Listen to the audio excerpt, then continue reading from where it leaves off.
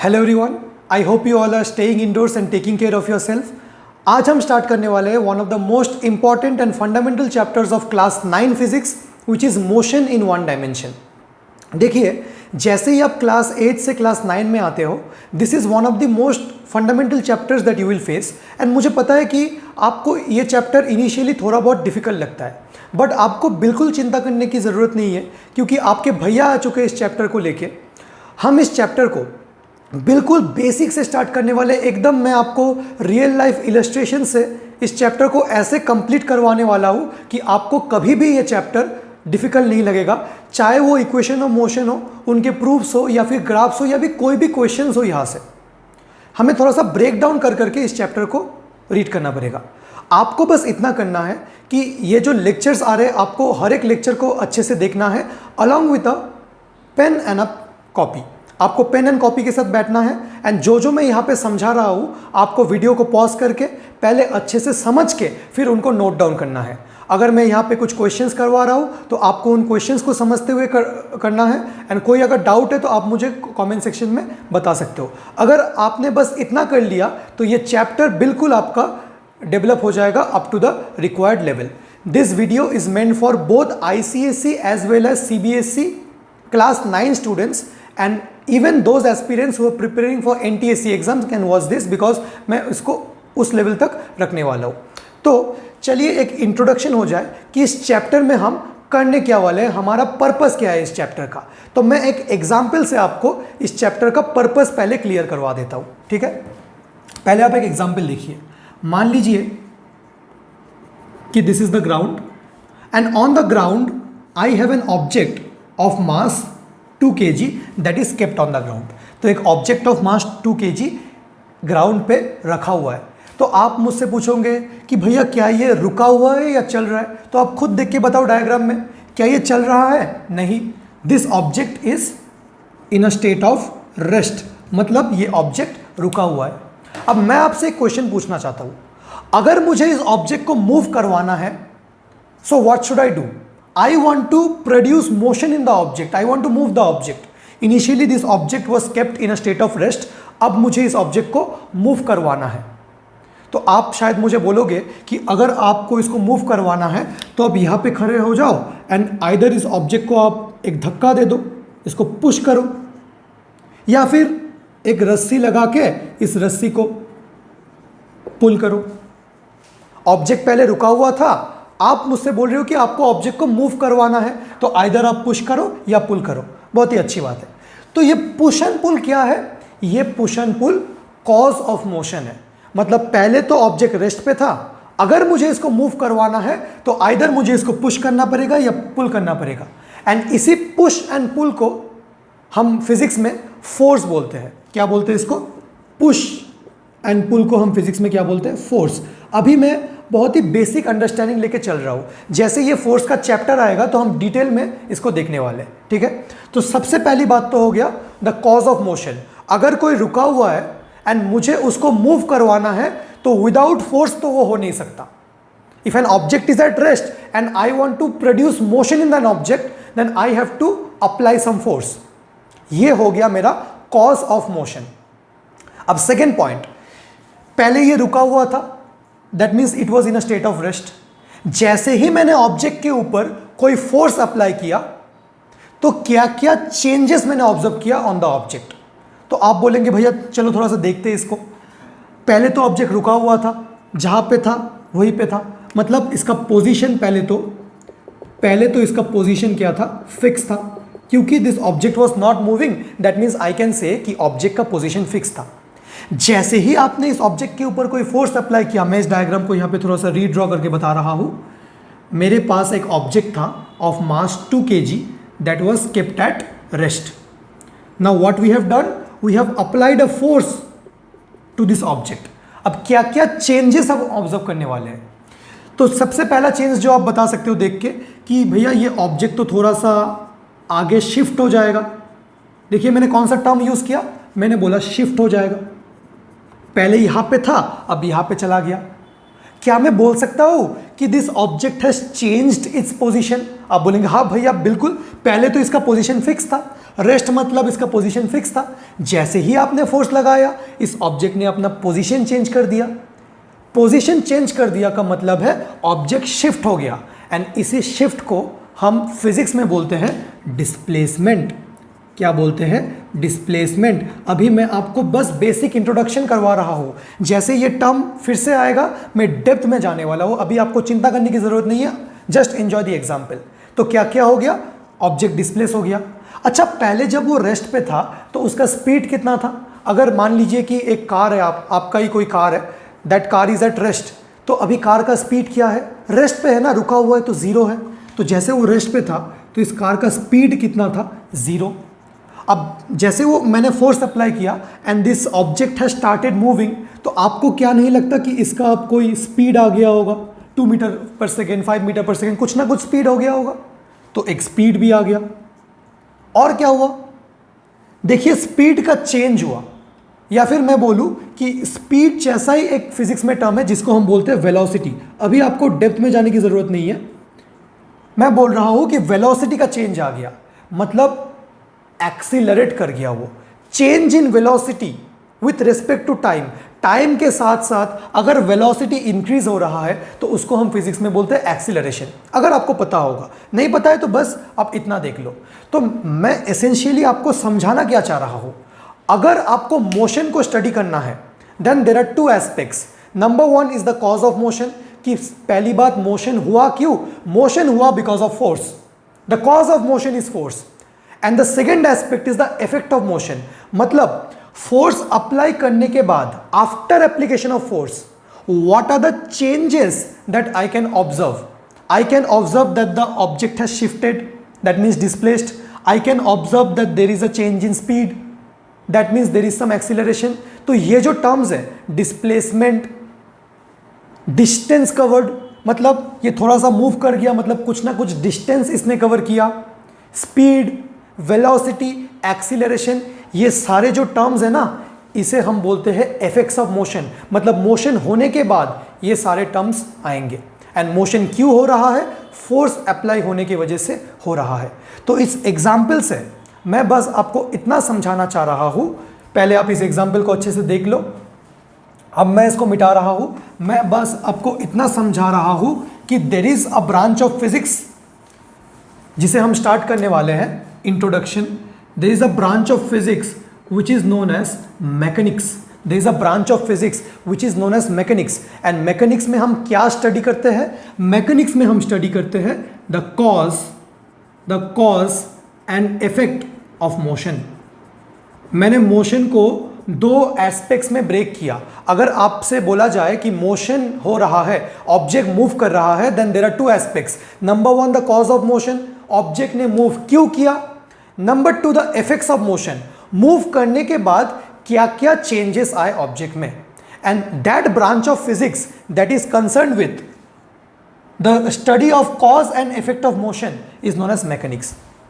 आपको शायद समझ में आ गया होगा कि मेरा टीचिंग स्टाइल क्या है। मैं चाहता तो पहले आपसे मैकेनिक्स बता देता, फिर इसके 2 सब ब्रांचेस है, फिर एग्जाम्पल लेता, बट मैं पहले सिचुएशन को फील करवाना चाहता हूँ, फिर मैं थ्योरी में आना चाहता हूँ। ठीक है, तो जस्ट हम इंट्रोडक्शन दे रहे हैं। So there is a branch of physics that we are starting, mechanics, that deals with the cause and effect of motion. अब देखिए क्योंकि 2 एस्पेक्ट है, cause and effect, तो this mechanics has 2 सब ब्रांचेस। कौन से सब ब्रांचेस है इनके? Kinematics and dynamics. अभी पूरा इंट्रोडक्शन चल रहा है, काइनेमेटिक्स एंड डायनामिक्स।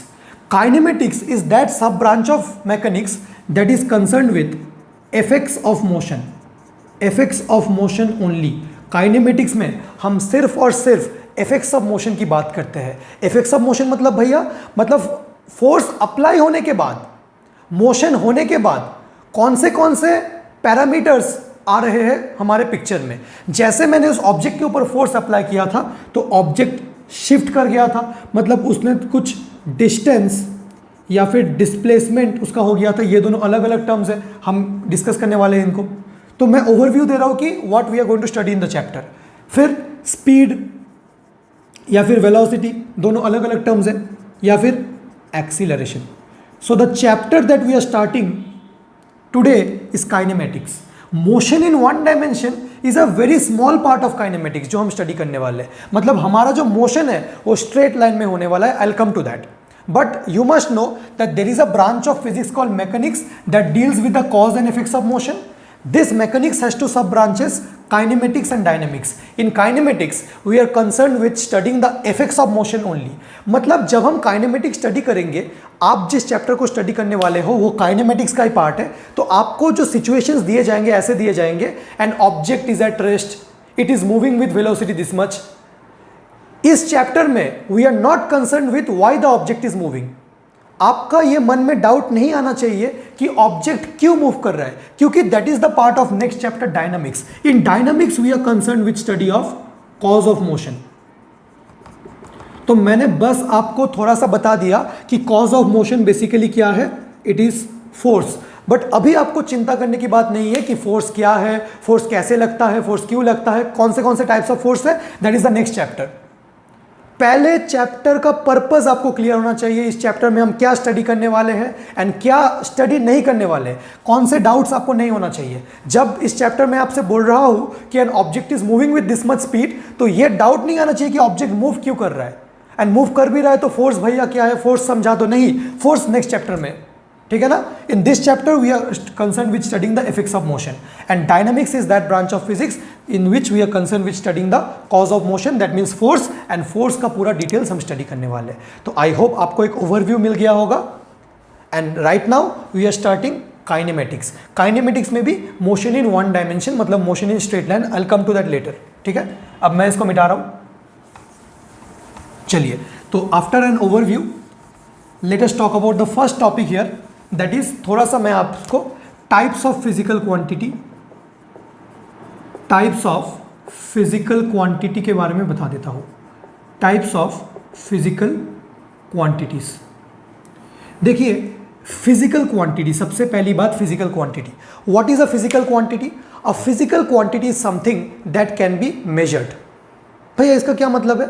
जैसे आप मुझसे बोल रहे हो कि भैया मुझे ना उस लड़की से बहुत प्यार हो गया, बेइंतहा मोहब्बत हो गया.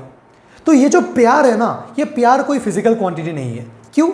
क्योंकि मैं आपसे पूछूंगा कितना प्यार हो गया, आप बोले भैया बेइंतहा प्यार हो गया, पर इसका कोई वैल्यू नहीं है ना कि 100 प्यार हो गया, 200, 150. जिस चीज़ का कोई फिक्स्ड वैल्यू नहीं है उसे हम फिजिकल क्वांटिटी नहीं बोलते. एक और एग्जाम्पल, आप बोलेंगे कि भैया मैं जो आपको जिस लड़की के बारे में बता रहा था उसने मुझे यार रिजेक्ट कर दिया, अब मुझे बहुत दुख हो रहा है. तो मैंने पूछा कितना दुख हो रहा है, तो आप मुझे बता नहीं पाए, क्योंकि दुख जो है उसका कोई फिक्स्ड वैल्यू नहीं है. So love, hatred, jealousy, anger, अभी मैं ऐसे टाइप के एग्जाम्पल ले रहा हूं तो किसी को बहुत गुस्सा आ रहा होगा, तो ये गुस्सा भी कोई फिजिकल क्वांटिटी नहीं है, ठीक है. तो फिजिकल क्वांटिटी है क्या? Physical quantities are those quantities which can be measured, मतलब जिसका एक फिक्स्ड वैल्यू है. एंड फिजिकल क्वांटिटीज का पर्पस क्या है फिजिक्स में? To express the laws of physics. क्योंकि अगर फिजिकल क्वांटिटी नहीं है तो हम कोई भी लॉ को एक्सप्रेस नहीं कर पाएंगे. लॉज को हमें जब मैथमेटिकली एक्सप्रेस करना है तो कुछ फिजिकल क्वांटिटी जैसे मास हो गया, वॉल्यूम हो गया, डेंसिटी हो गया, इन सब के बारे में पता होना चाहिए, वरना हम लॉज ऑफ फिजिक्स को एक्सप्रेस नहीं कर पाएंगे. And on the basis of, अभी हम फिजिकल क्वांटिटीज को क्लासीफाई करने वाले हैं. Whenever I talk about classification, और in any subject of science when you talk about classification, you must know कि कौन से बेसिस में क्लासीफाई किया जा रहा है. अगर मैं आपसे कहूं कि classify the types of human beings, तो आप बोलोगे कि भैया ह्यूमन बींग्स को कौन से बेसिस में क्लासीफाई करें? ऐसे कर ले मेल फीमेल, या फिर ऐसे कर ले जो क्लास 9 में हो एक तरफ, क्लास 10 में हो एक तरफ. तो जैसे अगर मैं आपसे बोलूं कि classify the types of physical quantities, what are the types of physical quantities, so it is an incomplete question, क्योंकि मैंने आपको नहीं बताया on what basis. So whenever we talk about types or classification, on what basis we want to classify, that should be clear. So right now I am concerned with classifying physical quantities on the basis of how they are expressed, on the basis of how they are expressed. इसका मतलब क्या है मैं समझाने वाला हूं. On the basis of how they are expressed, physical quantities are of two types, scalar quantities and vector quantities. थोड़ा आपने शायद सुना होगा, इसको थोड़ा सा डिटेल में देखते हैं. Scalar quantities and vector quantities. भैया ये स्केलर क्वांटिटी क्या है, ये वेक्टर क्वांटिटी क्या है। देखिए मैं आपको थ्रू एग्जांपल्स समझाने वाला हूँ, एवरीथिंग थ्रू एग्जांपल्स, क्योंकि रटना हमें बिल्कुल नहीं है, हमें एग्जांपल से, रियल लाइफ से इलस्ट्रेशन उठा के फील करते हुए चलना है। Physics is the study of nature and हमारे चारों तरफ जो एलिमेंट्स है उन्हीं का एग्जाम्पल हम लेके फिजिक्स को समझने वाले हैं। अगर मैं आपसे बोलूँ the mass of this marker pen is 500 gram, ये मार्कर पेन का जो मास है ये 500 ग्राम है। तो जैसे मैंने बताया कि mass of this marker pen is 500 gram, क्या मैंने आपको कंप्लीट इंफॉर्मेशन कन्वे कर दिया इस मार्कर पेन के मास के बारे में, या फिर मुझे और कुछ बताना चाहिए था? सोच के बताइए। अगर मैं बोलूं कि the mass of me, my mass is 60 kg, तो क्या मैंने कंप्लीट इंफॉर्मेशन कन्वे किया या कुछ और बताना चाहिए था? मैंने कंप्लीट इंफॉर्मेशन कन्वे किया। क्यों? मैंने आपको मास का वैल्यू बता दिया। और आप क्या जानना चाहते हो? अगर मैं आपसे कह रहा हूं the mass of the marker, mass of marker is 500 gram, so this is a complete information, क्योंकि बस मास का एक वैल्यू है, मैंने आपको बता दिया। क्या मास के बारे में और कुछ मैं आपको बता सकता था? नहीं, बस वैल्यू बता दिया।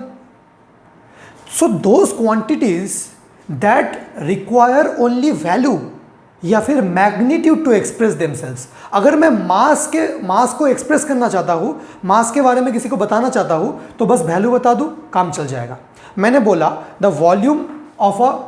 Volume of this water bottle, the volume of this water bottle is 10 metre cube, एक आर्बिट्ररी वैल्यू। तो जैसे मैंने आपको बताया कि इस वाटर बॉटल का वॉल्यूम 10 मीटर क्यूब है, क्या मैंने आपको कंप्लीट इंफॉर्मेशन बताया या फिर और कुछ वॉल्यूम के बारे में बताना चाहिए था? वॉल्यूम, अगर मैं वॉल्यूम को बताना चाहता हूं, क्या वैल्यू बता देना सफिशिएंट है या फिर और भी कुछ एक्स्ट्रा इंफॉर्मेशन है, कुछ डायरेक्शन वगैरह? नहीं, वॉल्यूम का कैसा डायरेक्शन, मास का कैसा डायरेक्शन, सो कंप्लीट इंफॉर्मेशन है। बट अगर मैं आपसे बोलूं कि यार मेरा एक दोस्त है, वो बहुत गुस्सा हो गया था मेरे साथ एंड उसने मुझे धक्का दिया, मैं गिर गया। मेरे एक दोस्त ने मुझे पुश किया और मैं गिर गया। My friend has pushed me and I have fallen down. तो ये जो इंफॉर्मेशन है ये थोड़ा सा इनकम्प्लीट है। क्यों? क्योंकि मैंने आपको नहीं बताया कि कौन से डायरेक्शन में पुश हुआ था, मैंने आपको नहीं बताया कौन से डायरेक्शन में पुश हुआ था। मैं और एक एग्जांपल लेता हूं। मैं कह रहा हूं एक फुटबॉलर ने एक फुटबॉल को किक किया। A footballer, let's say Messi, has kicked a football. तो मैं आपको बता रहा हूँ यार, मेसी ने जो वो फुटबॉल किक किया था ना, आपको देखना चाहिए था यार, फुटबॉल का जो मोशन था, जो डिस्प्लेसमेंट था, या देखना चाहिए था, बहुत ही मस्त था। तो जैसे ही मैं बोल रहा हूं कि Messi has kicked the football and the football has displaced by 5 metre, displacement of football, F B लिख रहा हो, football is equal to 5 metre. Messi ने फुटबॉल को किक किया एंड फुटबॉल ने कितना डिस्प्लेस किया? 5 मीटर। तो ये एक इनकम्प्लीट इंफॉर्मेशन है। क्यों? क्योंकि मैंने आपको नहीं बताया कि कौन से डायरेक्शन में डिस्प्लेसमेंट हुआ। क्या मेसी ने फुटबॉल को towards the goal post kick किया या away from the goal post kick किया या फील्ड से बाहर भेज दिया? तो यहाँ पे क्या है, थोड़ा सा इनकम्प्लीट इंफॉर्मेशन है, इंफॉर्मेशन मिसिंग है। क्योंकि जो डिस्प्लेसमेंट या शिफ्ट होता है, मैं कह रहा हूँ फुटबॉल शिफ्ट हो गया, ये ग्राउंड था, ये फुटबॉल रखा हुआ है, तो फुटबॉल शिफ्ट टुवर्ड्स राइट हो सकता है, टुवर्ड्स राइट शिफ्ट हो सकता है, टुवर्ड्स लेफ्ट शिफ्ट हो सकता है। तो कुछ क्वांटिटीज जैसे डिस्प्लेसमेंट, या फिर मैं बोल रहा हूं कि यहाँ पे एक बुक ऐसे रखा हुआ था, मैंने इस बुक को पुश किया, मैंने इस बुक को पुश किया तो ये बुक गिर गया। मैं बता रहा हूं कि मैंने इस बुक को 6 न्यूटन फोर्स से पुश किया एंड ये बुक गिर गया। ये भी थोड़ा सा इनकम्प्लीट इंफॉर्मेशन है। मैंने वैल्यू तो बता दिया कि कितने न्यूटन फोर्स लगा के पुश किया, पर ये नहीं बताया कि कौन से डायरेक्शन में ये गिरा। क्या ये बुक टुवर्ड्स राइट गिरा, क्या ये बुक टुवर्ड्स लेफ्ट गिरा? तो जब मैं फोर्स बता रहा हूं तो तब मुझे बताना चाहिए था कि फोर्स मैंने टुवर्ड्स राइट अप्लाई किया 6 न्यूटन, इस बुक को मैं टुवर्ड्स लेफ्ट भी लगा सकता था 6 न्यूटन। सो मैं आपसे बस इतना कहना चाह रहा हूं कि scalar quantities are those quantities which require only value या मैग्नीट्यूड, वैल्यू को क्या बोलते हैं, magnitude, to express themselves, whereas vector quantities are those quantities which require magnitude as well as direction to express themselves. अगर आप बस value बता दोगे I have applied a force of 10 Newton, it's a incomplete information, क्योंकि आपने नहीं बताया कि ये फोर्स का डायरेक्शन क्या है। ठीक है, so this quantities require both magnitude and direction to express themselves. ये तो पहला पॉइंट हो गया। अभी मैं लिख नहीं रहा हूं, मैं अभी एग्जाम्पल लेके फिर इसको लिखूंगा। अब मैं एग्जाम्पल को मिटा रहा हूं। तो पहला पॉइंट याद रहेगा, scalar quantities require only magnitude to express themselves. अगर आप बस बता दोगे कि mass of object is 10 kg, it's a complete information, और कुछ बताने की जरूरत नहीं है। पर अगर आप बस इतना बता दोगे कि फोर्स इज 15 न्यूटन, तो ये इनकम्प्लीट इंफॉर्मेशन है। कौन से डायरेक्शन में आपने फोर्स अप्लाई किया वो बताना जरूरी है। अब और एक एग्जाम्पल में ले रहा हूं। मान लीजिए मेरे पास एक बैग है। क्या है? This is a bag. इस बैग का जो मास है, the mass of this bag is 100 ग्राम। अब मैंने इस बैग के अंदर दो ऑब्जेक्ट्स ऐड किए हैं जिनका मास है, एक ऑब्जेक्ट का मास है 20 ग्राम एंड इस ऑब्जेक्ट का मास है 30 ग्राम। ठीक है, मेरे पास एक बैग था। इस बैग का खुद का मास कितना है? 100 ग्राम। मैंने इसके अंदर दो ऑब्जेक्ट्स ऐड किए हैं, एक का मास है 20 ग्राम, एक का मास है 30 ग्राम। तो मैं आपसे बस इतना पूछना चाहता हूं कि इस बैग का टोटल मास कितना है? इस बैग का टोटल मास आप बोलोगे भैया 20 प्लस 30 प्लस बैग का खुद का मास 100, मतलब 150 ग्राम। आप बोलोगे कि भैया पहले से ही तो बैग का मास था 100 ग्राम, आपने दो ऑब्जेक्ट ऐड कर दिया, एक 20 ग्राम एक 30 ग्राम, सो 150 ग्राम हो गया। मैंने कहा बिल्कुल सही। बट अगर मैं आपसे बोल रहा हूं तो आपने यहां पे क्या किया? सिंपली 20, 100 एंड 30 को ऐड कर दिया। अच्छा, अगर मैं आपसे बोल रहा हूं कि मैंने दो फोर्सेस अप्लाई किए each of 10 Newton on a object, total force कितना है?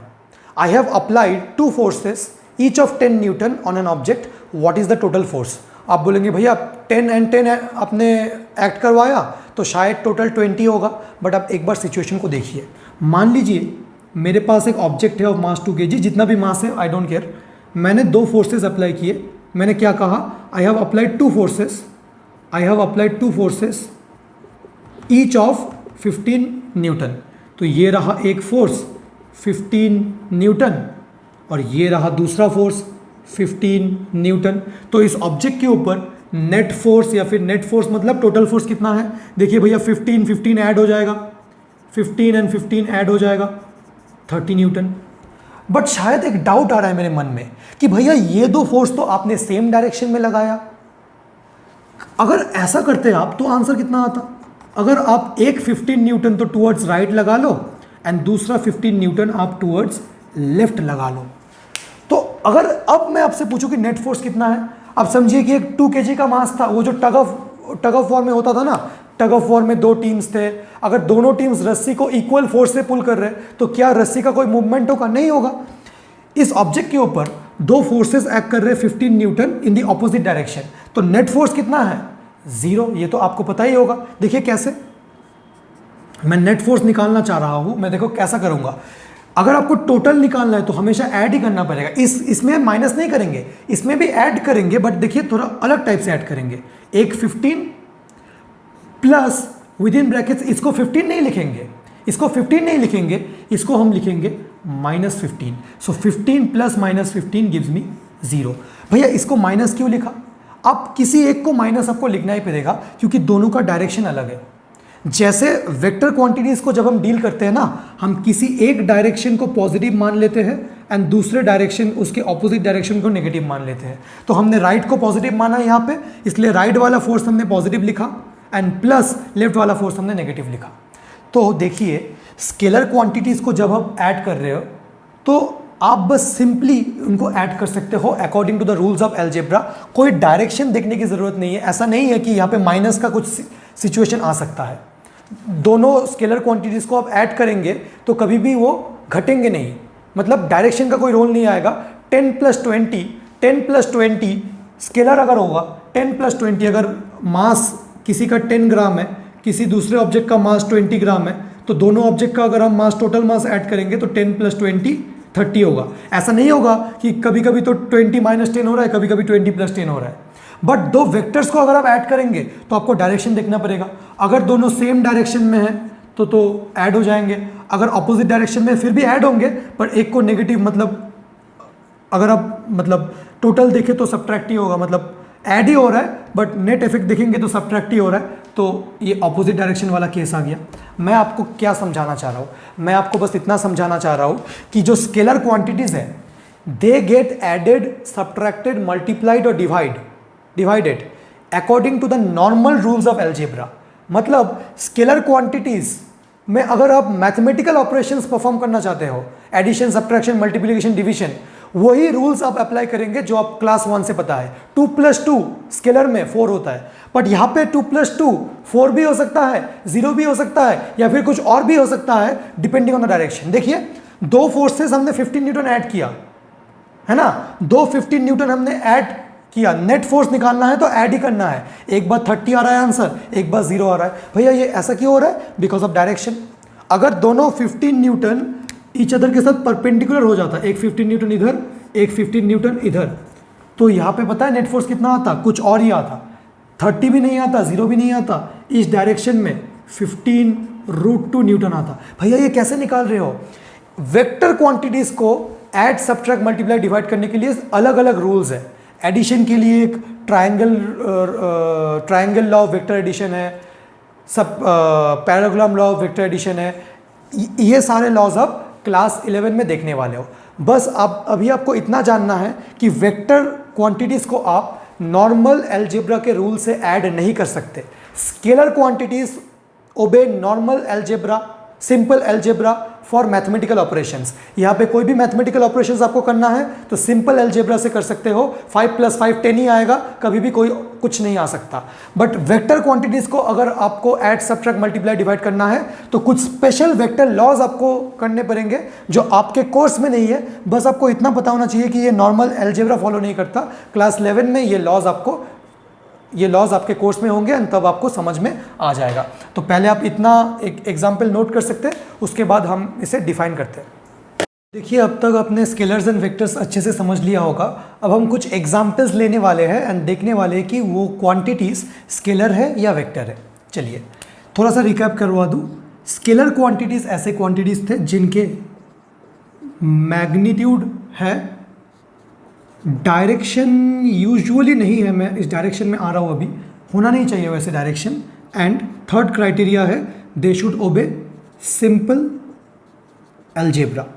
स्केलर क्वांटिटीज़ के जितने भी मैथमेटिकल ऑपरेशंस है उनको सिंपल अलजेब्रा ओबे करना है। कुछ स्पेशल वेक्टर एडिशन लॉज यहाँ पे अप्लाई नहीं होना है। वेक्टर क्वांटिटीज़, देखिए वेक्टर क्वांटिटीज़ काफ़ी स्ट्रिक्ट है। उन्होंने 3 क्राइटेरियाज रखे, जैसे स्केलर ने 3 क्राइटेरियाज रखे हैं, वैसे अगर किसी क्वांटिटी को वेक्टर क्वांटिटी होना है या फिर if a quantity wants to qualify as a vector quantity there are 3 criterias. पहली बात, मैग्नीट्यूड प्लस डायरेक्शन, अच्छा ऐसे लिख दूं, मैग्नीट्यूड होना चाहिए, डायरेक्शन होना चाहिए, मस्ट है। मैग्नीट्यूड डायरेक्शन दोनों होना मस्ट है। इनमें से एक भी नहीं हुआ तो वेक्टर नहीं हो पाएगा। थर्ड क्या चीज़ है? वेक्टर अलजेब्रा, दे शुड ओबे वेक्टर अलजेब्रा। मतलब वेक्टर क्वांटिटीज नॉर्मली स्केलर्स जैसे ऐड होने नहीं चाहिए। अगर मैं बोलूँ कि फोर्स 5 न्यूटन प्लस 6 न्यूटन, ये 11 भी हो सकता है, 1 भी हो सकता है, डिपेंडिंग अपॉन द डायरेक्शन। 6 - 5 अगर हो गया तो 1 होगा, 6 + 5 हो गया सेम डायरेक्शन में तो 11 हो जाएगा, या फिर डायरेक्शन अगर कुछ और है तो कुछ और हो जाएगा। तो मैग्नीट्यूड होना चाहिए, डायरेक्शन होना चाहिए एंड वेक्टर अलजेब्रा फॉलो करना चाहिए। और एक क्लासिफिकेशन मैंने यहाँ पे लिया है, ये आपके कोर्स में नहीं है, मैं थोड़ा सा इसके बारे में बताऊंगा। आप कुछ एग्जांपल्स लेते, मान लीजिए मास। अब मैं देखना चाहता हूँ कि मास एक स्केलर क्वांटिटी है या फिर वेक्टर क्वांटिटी है। तो ऐसे सोचिए, जो मास है वो ऑडिशन देने गया for vector quantities. Mass vector quantities के पास गया एंड वो चाह रहा है कि मैं एक वेक्टर क्वांटिटी बन जाऊँ। तो जैसे मास वेक्टर क्वांटिटी के पास जाएगा एंड मास बोलेगा कि वेक्टर्स तुम मुझे अपने ही टीम में शामिल कर लो, तो वेक्टर्स मास से 3 सवाल पूछेंगे। क्या तुम्हारे पास मैग्नीट्यूड है? तो मास ने कहा जी हाँ मेरे पास मैग्नीट्यूड तो है। वेक्टर्स ने पूछा क्या तुम्हारे पास डायरेक्शन है? मास ने कहा मेरे पास डायरेक्शन तो नहीं है। तो वेक्टर्स ने कहा तुम्हें शर्म नहीं आती? तुम्हारे पास डायरेक्शन नहीं है एंड तुम वेक्टर्स होना चाहते हो, तुम वेक्टर्स नहीं हो सकते, तुम वेक्टर्स नहीं हो सकते क्योंकि तुम्हारे पास डायरेक्शन नहीं है। फिर भी और एक सवाल उससे पूछा कि ऑल्दो यहाँ पे वो रिजेक्ट हो गया था, फिर भी पूछा क्या तुम वेक्टर अलजेब्रा ओबे करते हो, मतलब जब तुम ऐड होते हो तो क्या तुम नॉर्मल अलजेब्रा के लॉज फॉलो करके ऐड होते हो या फिर कुछ स्पेशल का अलग लॉ लगता है, ट्रायंगल लॉ या फिर पैरेललोग्राम लॉ। तो मास ने कहा देखिए मैं वो ट्रायंगल लॉ वगैरह कुछ नहीं यूज़ करता हूँ, मैं तो ऐसे ही यूँ ही ऐड हो जाता हूँ। तो वेक्टर्स ने इसको बाहर फेंक दिया, तुम वेक्टर क्वांटिटीज़ नहीं हो सकते। इसीलिए मास सिर्फ एक स्केलर क्वांटिटी है। देखिए जब मास स्केलर्स के पास गया था ऑडिशन देने, स्केलर्स ने पूछा मास क्या तुम्हारे पास मैग्नीट्यूड है, तो मास ने कहा हाँ। मास क्या तुम्हारे पास डायरेक्शन है, नहीं, तो हमें चल जाएगा, हमें डायरेक्शन पसंद नहीं है। एंड क्या तुम सिंपल अलजेब्रा ओबे करते हो, उन्होंने कहा हाँ। तो mass is a scalar quantity. Similarly हम देखिए अगर डेंसिटी, मान लीजिए डेंसिटी को आपको चेक करना है कि कौन सा क्वांटिटी है। मान लीजिए डेंसिटी गया वेक्टर्स के पास ऑडिशन देने, वेक्टर्स ने पूछा डेंसिटी क्या तुम्हारे पास मैग्नीट्यूड है, डेंसिटी ने कहा जी हाँ मेरे पास मैग्नीट्यूड तो है। डेंसिटी क्या तुम्हारे पास डायरेक्शन है, डेंसिटी ने कहा मेरे पास डायरेक्शन तो नहीं है, तो इसे बाहर फेंक दिया गया। वेक्टर्स ने कहा कि हमारे खानदान में आज तक ऐसा नहीं हुआ कि किसी के पास डायरेक्शन नहीं है, तो तुम्हें शर्म नहीं आती, तुम निकलो यहाँ से, तुम वेक्टर्स नहीं हो सकते। वेक्टर्स होने के लिए आपके पास मैग्नीट्यूड होना चाहिए, डायरेक्शन होना चाहिए एंड वो वेक्टर अलजेब्रा को फॉलो करना चाहिए। ठीक है, तो सब कुछ सही चल रहा था। वैसे मास, डेंसिटी ये सारे स्केलर्स हैं। और क्या क्या हो सकता है यहाँ पे, स्पीड, तो हम और एग्जाम्पल्स लेंगे as they will get introduced in the further topics. अब ज़्यादा एग्जाम्पल्स यहाँ पे नहीं ले रहे हैं हम। अच्छा, वेक्टर्स के कुछ एग्जाम्पल जैसे फोर्स। जब फोर्स ऑडिशन देने गया वेक्टर के पास, तो वेक्टर्स ने फोर्स से पूछा क्या तुम्हारे पास मैग्नीट्यूड है, तो फोर्स ने कहा हाँ मेरे पास मैग्नीट्यूड तो है। वेक्टर्स ने पूछा क्या तुम्हारे पास डायरेक्शन है, तो फोर्स ने कहा जी हाँ मेरे पास डायरेक्शन है, मैं अलग अलग डायरेक्शन में एक्ट कर सकता हूँ। फिर वेक्टर्स ने पूछा, ये लास्ट सवाल था, अभी तक अगर मैग्नीट्यूड एंड डायरेक्शन है, सिर्फ ये दोनों क्वांटिटी सफिशिएंट नहीं है। आप सोच रहे होंगे, एक मिसकंसेप्शन डेवलप हो सकता है कि जिस क्वांटिटी के पास मैग्नीट्यूड एंड डायरेक्शन है उसको वेक्टर होना चाहिए। नहीं, मैग्नीट्यूड एंड डायरेक्शन तो होना चाहिए, उसके साथ साथ वेक्टर होने के लिए वेक्टर अलजेब्रा फॉलो करना मस्ट है। ये तीनों कंडीशन को साइमल्टेनियसली सेटिस्फाई होना है। तो फोर्स 2 राउंड तो पास हो चुका है, फोर्स के पास मैग्नीट्यूड भी है, फोर्स के पास डायरेक्शन भी है। अब वेक्टर्स ने फोर्स से पूछा कि फोर्स क्या तुम वेक्टर अलजेब्रा ओबे करते हो, क्या जब तुम ऐड होते हो क्या तुम कुछ वेक्टर के स्पेशल लॉज ओबे करते हो या फिर यूं ही ऐड हो जाते हो। तो फोर्स ने कहा नहीं, मैं वेक्टर्स के स्पेशल लॉज ओबे करता हूँ। डायरेक्शनल एस्पेक्ट मेरे लिए इंपॉर्टेंट है। जैसे ये मास 5 kg का मास है, तो मैं अगर यहाँ से 10 न्यूटन लगाऊँ, यहाँ से 10 न्यूटन लगाऊँ, तो 10 + 10 20 नहीं हो जाएगा। यहाँ पे टोटल फोर्स कितना होगा, यहाँ पे टोटल फोर्स कितना होगा 10 + -10।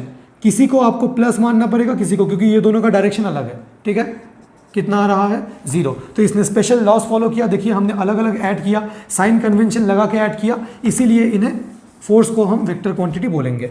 एग्जाम्पल क्या है, फोर्स हो सकता है, डिस्प्लेसमेंट हो सकता है। आपको बात समझ में आ गया होगा। बट अब 2 ऐसे क्वांटिटीज़ है जिनको डील करना हमें, हमारे सिलेबस में ये क्वांटिटीज़ है एंड इनके बारे में मैं आपको थोड़ा सा बताना चाहता हूँ। उनमें से एक है करंट। जब करंट ऑडिशन देने गया वेक्टर्स के पास, तो वेक्टर्स ने करंट से पूछा करंट बेटा क्या तुम्हारे पास मैग्नीट्यूड है, तो करंट ने कहा हाँ। उससे पूछा गया कि करंट क्या तुम्हारे पास डायरेक्शन है, जी हाँ करंट का डायरेक्शन होता है। करंट हमेशा towards the opposite to the flow of electron current flow होता है, towards the direction of positive charge आप बोल सकते हो। एक वायर में करंट का डायरेक्शन है, लेफ्ट से राइट जा सकता है, राइट से लेफ्ट, आप समझ सकते हो करंट का डायरेक्शन है। अगर आपको अभी नहीं समझ में आ रहा है तो करंट इलेक्ट्रिसिटी चैप्टर में ये क्लियर हो जाएगा। तो करंट के पास मैग्नीट्यूड है, डायरेक्शन है, तो करंट के चांसेस काफ़ी हाई हो गए कि वेक्टर, करंट को लग रहा था कि मैं तो वेक्टर में सिलेक्ट हो जाऊंगा, वेक्टर की टीम में सिलेक्ट हो जाऊंगा। बट जब करंट से तीसरा सवाल पूछा गया, करंट क्या तुम वेक्टर अलजेब्रा ओबे करते हो, जब तुम ऐड होते हो करंट क्या तुम वेक्टर अलजेब्रा ओबे करते हो। करंट ने कहा भैया वेक्टर अलजेब्रा मतलब उन्होंने बोला कि मान लो कि एक वायर है ऐसा, एक और वायर यहाँ से आ रहा था एंड ये 2 वायर मिलके एक थर्ड वायर हो गया। मान लीजिए कि इस वायर से, इस तार से 2 एम्पियर करंट आ रहा था, एम्पियर इज द ऐसा यूनिट ऑफ करंट, एंड इस तार से 3 एम्पियर करंट आ रहा था। तो यहाँ से 3 एम्पियर आया, यहाँ से 2 एम्पियर आया, देखिए यहाँ पे दोनों कंबाइन हो गया, तो यहाँ पे टोटल करंट कितना है, तो करंट ने कहा 3 + 2 5 एम्पियर। वेक्टर्स को बहुत गुस्सा आ गया करंट के ऊपर, वेक्टर्स ने कहा कि तुम वेक्टर बनने के लायक नहीं हो, तुम्हें शर्म नहीं आती, तुम स्केलर के जैसे ऐड हो रहे हो, तुम्हारे पास मैग्नीट्यूड भी है, तुम्हारे पास डायरेक्शन भी है, हमें लग रहा था कि हम तुम्हें शामिल कर लेंगे, बट तुम तो हमारा नाक काट दोगे, तुम वेक्टर अलजेब्रा ओबे कर रहे हो, वेक्टर अलजेब्रा ओबे नहीं कर रहे हो। करंट के पास मैग्नीट्यूड भी है, डायरेक्शन भी है, पर ये वेक्टर अलजेब्रा ओबे नहीं करता। Current gets added according to the normal laws of algebra. तो करंट तो वेक्टर नहीं है, current is not a vector, current is not a vector. Why is current not a vector quantity in spite of having direction? तो ये misconception मत आप मन में बैठा लो कि डायरेक्शन है तो वेक्टर होगा। नहीं, डायरेक्शन होना वेक्टर का ओनली कंडीशन नहीं है। डायरेक्शन तो होना ही चाहिए, बट उसके साथ साथ वेक्टर अलजेब्रा भी ओबे करना चाहिए। मैं जो कहना चाहता हूं, अगर कोई क्वांटिटी वेक्टर है, if a quantity has qualified as a vector quantity, किसी क्वांटिटी के माथे में अगर वेक्टर लिखा है तो 100% उसका डायरेक्शन है। बट उल्टा सही नहीं है, उल्टा ट्रू नहीं है। अगर किसी क्वांटिटी के पास डायरेक्शन है तो ऐसा 100% श्योर नहीं है कि वो वेक्टर ही होगा। वेक्टर है तो डायरेक्शन है, डायरेक्शन है तो वेक्टर होगा, ऐसा कोई श्योरिटी नहीं है। इस पॉइंट को भी मैं लिखाऊंगा। बट करंट वेक्टर नहीं है। करंट वेक्टर क्यों नहीं है? Because current does not obey the vector laws of algebra. The total current through any branch of a circuit, circuit के ब्रांचेस से जो टोटल करंट है can be obtain by simple algebraic addition. Current does not obey vector algebra. That is the reason current is not a vector quantity. There is one more quantity जिसके बारे में हम discuss करते हैं, pressure. अच्छा, pressure जब interview देने गया वेक्टर्स के पास, अच्छा हमेशा पहले वेक्टर्स क्यों चेक कर रहे हैं? क्योंकि वेक्टर्स काफ़ी स्ट्रिक्ट है। पहले वेक्टर्स का इंटरव्यू देते हैं, अगर नहीं होता है फिर स्केलर्स के पास जाते हैं। अच्छा, प्रेशर जब गया, ह्यूमर समझ में आ रहा है ना आपको? हाँ, प्रेशर जब गया वेक्टर के पास इंटरव्यू देने, तो प्रेशर से पूछा गया, प्रेशर क्या तुम्हारे पास मैग्नीट्यूड है? तो प्रेशर ने कहा जी हाँ मेरे पास मैग्नीट्यूड है। प्रेशर से पूछा गया, प्रेशर क्या तुम्हारे पास डायरेक्शन है? प्रेशर ने कहा हाँ। एक लिक्विड के अंदर आपको पता होगा कि मैं हर डायरेक्शन में एक्ट करता हूँ, मेरे पास डायरेक्शन तो है ना? एक लिक्विड के अंदर कोई भी अगर मॉलिक्यूल आप कंसिडर कर ले तो ऑल पॉसिबल डायरेक्शंस में प्रेशर एग्जर्ट होता है। A gas exerts pressure in all possible directions, तो प्रेशर के पास डायरेक्शन तो है।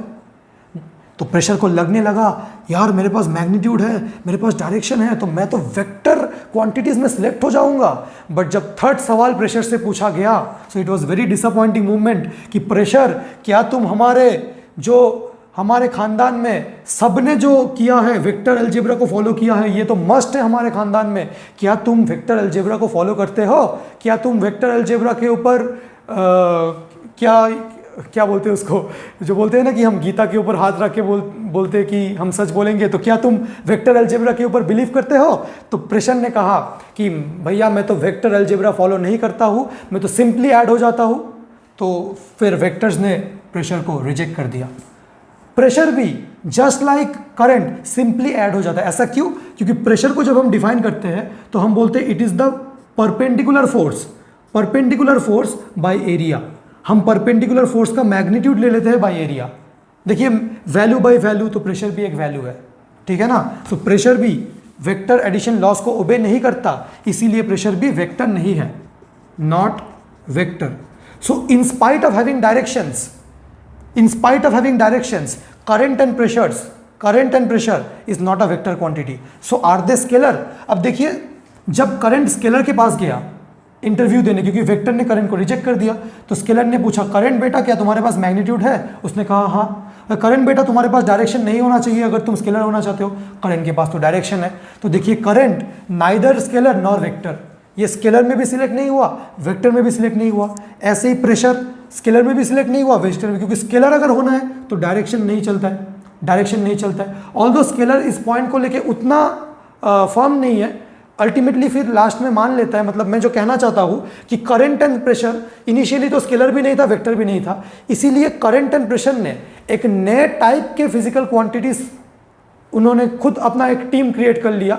क्योंकि करंट को वेक्टर ने भी सिलेक्ट नहीं किया, स्केलर ने भी सिलेक्ट नहीं किया, प्रेशर को वेक्टर ने भी सिलेक्ट नहीं किया, स्केलर ने भी सिलेक्ट नहीं किया। तो ऐसे टाइप के क्वांटिटीज जिनके पास मैग्नीट्यूड तो है, डायरेक्शन भी है, क्योंकि डायरेक्शन है तो इसलिए वो स्केलर नहीं है, क्योंकि वेक्टर अलजेब्रा को फॉलो नहीं करते इसलिए वेक्टर नहीं है, इसीलिए इन लोगों ने अलग टाइप के क्वांटिटीज बना लिए जिसके बारे में आप हायर क्लासेस में रीड करोगे, अभी तो उतना इंपॉर्टेंट नहीं है। इन्हें हम बोलते हैं tensor quantities. So tensor quantities are those quantities that have magnitude, that have direction but do not obey, but don't obey vector algebra. Since they don't obey vector algebra, they are not vectors. Since they have directions, they are not scalars. So current and pressures are examples of tensor quantity. But मैं आपसे request करना चाहता हूँ हाथ जोड़ के कि अगर आपसे क्वेश्चन पूछा गया class 9th 10th 11th and 12th में कि करंट एंड प्रेशर कैसे टाइप के क्वांटिटीज हैं, आपको उनको स्केलर बोलना पड़ेगा, क्योंकि टेंसर क्वांटिटीज का डिटेल्स इवन क्लास 12 तक नहीं है। ये बस एक छोटा सा इंफॉर्मेशन था जो मैंने आपको बताया कि कंफ्यूजन ना हो। एक्चुअली टेंसर्स भी स्केलर्स के ही एक टाइप्स है। Scalar is again of two types. कुछ स्केलर्स के पास डायरेक्शन होता है, कुछ स्केलर्स के पास डायरेक्शन नहीं होता है। स्केलर में भी हम ऐसे रैंक 0 रैंक 1 ऐसे डिफाइन करते हैं, rank of a scalar, but वो सब हमारे कोर्स में नहीं है, इसीलिए टेंसर्स को हम अलग से डिस्कस नहीं करेंगे। अगर हमसे पूछा जाए कि करंट क्या है तो करंट वेक्टर तो नहीं है क्योंकि वेक्टर अलजेब्रा नहीं ओबे करेगा, बट करंट स्केलर है। In reality current and pressure tensor है, बट आपसे पूछा जाए अप टू क्लास 12 तो आपको बोलना पड़ेगा कि ये स्केलर है। आपको बात समझ में आ गया? तो मैं इन दोनों को मिटा रहा हूँ। आपसे ये रीज़न पूछा जा सकता है कि ये वेक्टर क्यों नहीं है, ठीक है? तो टेंसर्स को मैं मिटा रहा हूँ, यहाँ पे मैं स्पेशली करंट एंड प्रेशर को ऐड कर रहा हूँ, ठीक है? सो यहाँ पे लिख रहा हूँ up to class 12 call them scalars because tensors are also a part of scalars, ठीक है ना? तो दिस इज इट। यूजुअली हम बोलते हैं कि स्केलर्स के डायरेक्शन नहीं है, बट स्केलर का जो वो टेंसर वाला पार्ट है उसका डायरेक्शन है, तो ज़्यादा कन्फ्यूजन नहीं है। करंट एंड प्रेशर को आप इन रियलिटी तो वो टेंसर है, बट अप टू क्लास 12 इन्हें स्केलर बोला जाता है। आपको ये डाउट क्लियर हो गया? एक और इंपॉर्टेंट पॉइंट जो हमने देखा कि अगर कोई क्वांटिटी वेक्टर है, if a quantity is a vector quantity then it must have a direction, right? If a quantity is a vector quantity, it must have a direction. But if a quantity has direction, is it necessary for it to be a vector? No. That means what I mean to say, all quantities that, या फिर ऐसे लिख लो, all vector quantities, very important note that you should remember, all vector quantities have direction. Do you agree with me? All vector quantities have direction. अगर quantity vector है तो direction तो must है, but इसका उल्टा, इसका वाइस वर्सा ट्रू नहीं है। All vector quantities have direction, but all quantities that have direction are not vectors. For example, current and pressure. अगर कोई quantity has qualified for a vector quantity, अगर कोई क्वांटिटी वेक्टर है तो direction होना compulsory है, बट अगर किसी क्वांटिटी के पास डायरेक्शन है तो उसका वेक्टर होना कंपलसरी नहीं है। ये डिपेंड करेगा कि वो वेक्टर अलजेब्रा को ओबे करता है या नहीं करता है। Last but not the least, vector quantities को हम, जैसे स्केलर क्वांटिटीज़ को अगर हम डिनोट करना चाहें तो मास के लिए हम स्मॉल m सिंबल यूज़ कर सकते हैं, डेंसिटी के लिए हम d, मास के लिए हम स्मॉल m सिंबल यूज़ कर सकते हैं, डेंसिटी के लिए आइदर d या ऐसे रो सिंबल यूज़ कर सकते हैं, स्पीड के लिए हम v सिंबल यूज़ कर सकते हैं, करंट के लिए I सिंबल यूज़ करते हैं, प्रेशर के लिए P। तो स्केलर क्वांटिटीज़ को हम सिंबल से डिनोट करते हैं। वेक्टर क्वांटिटीज़ को अगर हमें डिनोट करना है तो हम ऐसे, जैसे फोर्स के लिए F लिखेंगे, बट क्योंकि फोर्स एक वेक्टर है तो उसके ऊपर एक एरो हम ऐसे डिनोट करेंगे। ये एरो क्या डिनोट करता है? डायरेक्शन। जैसे डिस्प्लेसमेंट का सिंबल है S, आपको बाद में पता चलेगा क्योंकि डिस्प्लेसमेंट का मतलब शिफ्ट है, तो शिफ्ट का S एंड इसके ऊपर एक arrow. So vector quantities are, if written in symbolic form, should have a arrow over it to signify direction, तो आई होप आपको स्केलर्स एंड वेक्टर्स बहुत अच्छे से समझ में आ गया होगा। एक बार आप इनको डिफाइन कर लो। Those quantities that require only magnitude to express themselves are scalar quantities, and those quantities that require both magnitude and direction to express themselves are vector quantities. Scalar quantities obey normal algebra for all mathematical operations. Vector quantities obey vector algebra for all mathematical operations. This vector algebra is not a part of our course and we'll study this in class 11.